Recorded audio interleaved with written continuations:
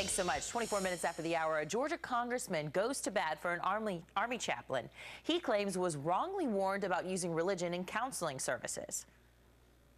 At a time in which our society is dealing with soldiers and airmen who are struggling with depression and struggling with suicide rates, he had the audacity to share his own experience with depression and how his faith helped him. What is a chaplain supposed to do?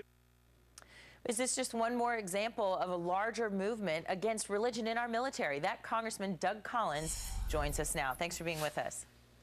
Good morning, Anna. It's good to be with you. Well, first tell us the story about Army Chaplain Joe Lahorn. What was the deal and what was so wrong with what he was doing and saying in his counseling? Well, frankly, there's nothing wrong, and I think that was the whole point of this issue. Chaplain Lahorn was giving a normal brief on suicide prevention at the Army Ranger camp up in Lumpkin County, Dahlonega, up in my district. And after the fact, someone up the chain of command decided that using scripture or talking about his faith was something he shouldn't be doing.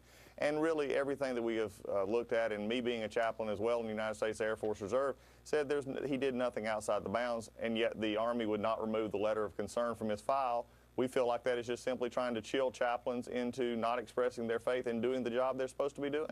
Well, especially when you look at morale issues that are going on in the military right now. In fact, the Washington Times is citing that troop morale has dropped 30% under President Obama. So from the commander-in-chief changing from Bush to Obama, it's gone down 30%. Do you think that's because of policy changes or just an environment and a culture that some of these military members feel like they can't even express how they feel about things and their faith?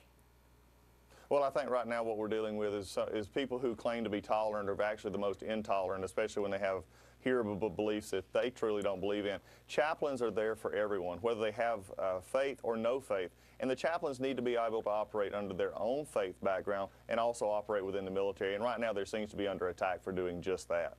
And what's the danger of this? If you can't express your faith, you can't pray when you're starting to feel like you're in a trying time, what's the issue? What's the danger? Well, the danger is we're in an environment where our military needs to always be at the top of readiness. And readiness means not only physical well-being, but also mental and spiritual well-being. And so that's why it is important that chaplains are able to continue their role in the guidelines that have already been set forth. And it's time for people to stop using the political correctness and let the chaplains do their job. Good chaplains can work with people of faith or no faith. And what's happening right now is you just have a minority group that basically wants to say that this should not be a part of the military. Congressman Doug Collins, thank you so much for your time today. Thank you so much.